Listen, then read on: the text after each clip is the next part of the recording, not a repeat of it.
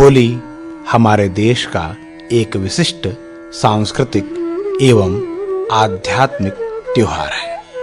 यह बहुत प्राचीन पर्व है।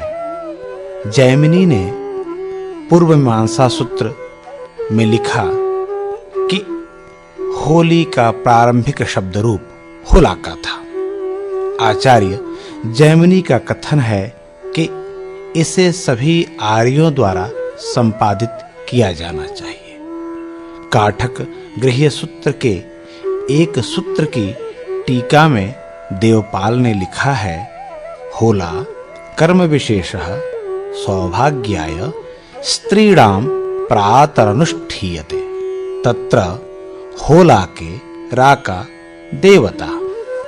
अर्थात होला एक कर्म विशेष है जो स्त्रियों के सौभाग्य के लिए संपादित होता है। इसमें राका का अर्थ पूर्ण चंद्र है। वैदिक काल में इस पर्व को नवान्नेष्टि अथवा नवसस्येष्टि कहा गया है। इस दिन खेत के अधपके अन्न का हवन कर प्रसाद बांटने का विधान है। इस अन्न को होला कहा जाता है, इसलिए इसे होलिकोत्सव के रूप में मनाया जाता है। होलिकोत्सव को वसंतोत्सव, रंगोत्सव तथा पूर्व में मदनोत्सव और कौमुदी महोत्सव भी कहा जाता था। फाल्गुन मास की अष्टमी तिथि से शुक्ल पक्ष पूर्णिमा तिथि तक यह पर्व होलाष्टक नाम से अभिहित होता था।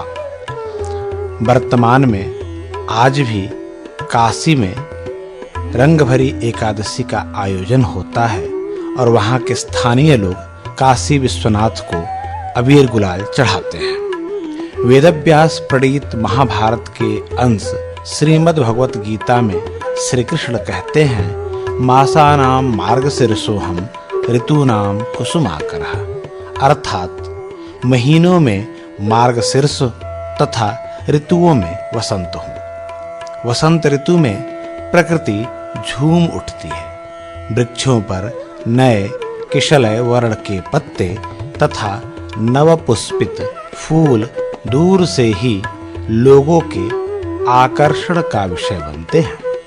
महाकवि कालिदास ने अपने ग्रंथ ऋतुसंहार में लिखा है, द्रुमाः सपुष्पाः सलिलं सपद्मं स्त्रियः सकामा पवनः सुगन्धिः सुखप्रदोषाः दिवसश्चरम्या सर्वं प्रियं चारुतरं वसन्ते।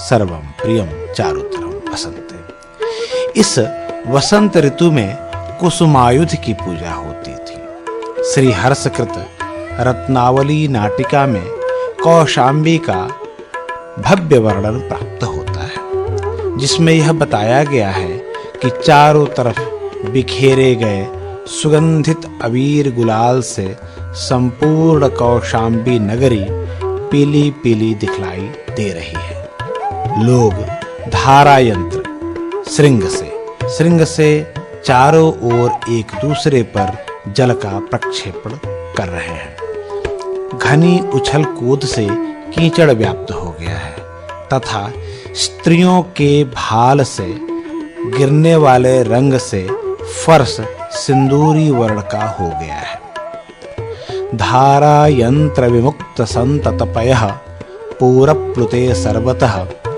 सद्यः सांद्र विमर्द कर्दम कृत क्रीडे क्षणं प्रांगणे उद्दाम प्रमदा कपोल निपतत् सिंदूर रागारुणै सैन्दूरी क्रियते जनेन चरणन्यासै पुरः कुट्टिमम्।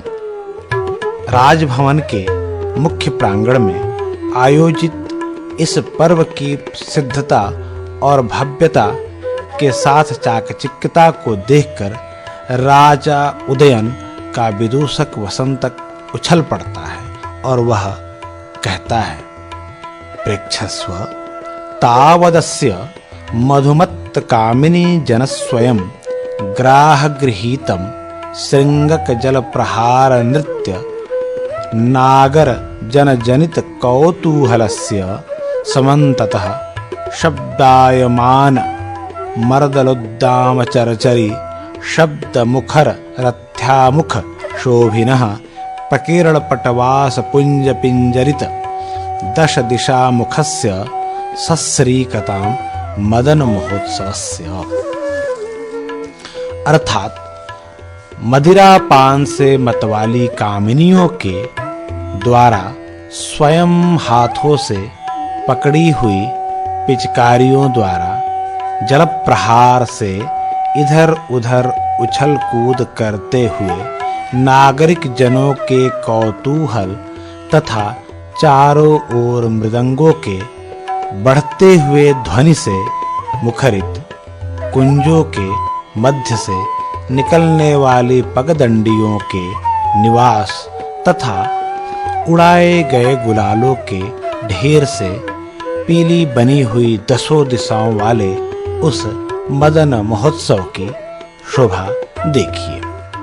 श्री हर्ष के बाद महाकवि बाणभट्ट ने कादंबरी में राजा तारापीड़ के फाग खेलने का अनूठा वर्णन किया है। भवभूति के मालती माधव नाटक में पूर्वासी मदनोत्सव मनाते हैं। यहाँ एक स्थल पर नायक माधव सुलोचना मालती के गुलाबी कपोलों पर लगे कुमकुम के फैल जाने से बने सौंदर्य पर मुग्ध हो जाता है।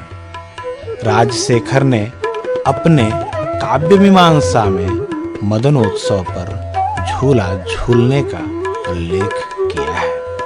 नारद पुराण व भविष्य पुराण जैसे पुराणों की प्राचीन हस्तलिपियों और ग्रंथों में इस पर्व का उल्लेख मिलता है। लिंग पुराण में आया है फाल्गुन पूर्णिमा को फाल्गुनिका कहा जाता है। यह बाल क्रीड़ाओं से परिपूर्ण और लोगों को विभूति देने वाली है। यहाँ विभूति का अर्थ ऐश्वर्य है। हमारी संस्कृति में होली का उत्सव तामसिक वृत्तियों के मुखर होने हेतु नियत किया गया है। इस दिन हमारी मर्यादित प्रकृति भी उन्मुक्त हो जाती है। आमोद प्रमोद निर्बंध हो जाते हैं। उत्सव के इस सम्मोहिनी शक्ति को हमारे दृष्टा महर्षियों ने समझा था।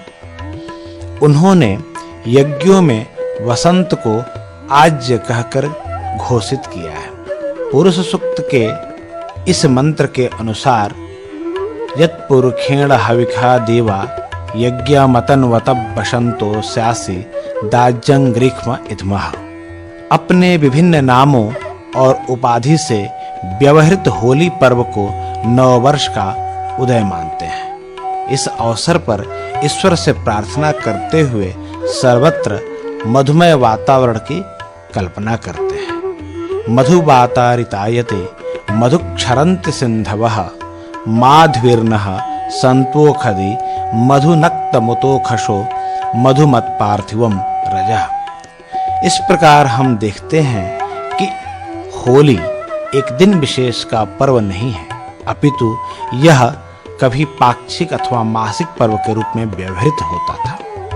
इसके तहत सर्वप्रथम वसंत के आगमन के साथ नववर्ष का आचरण तथा नवान्वेष्टि पर्व के माध्यम से होलिकोत्सव पर्व मनाया जाता था।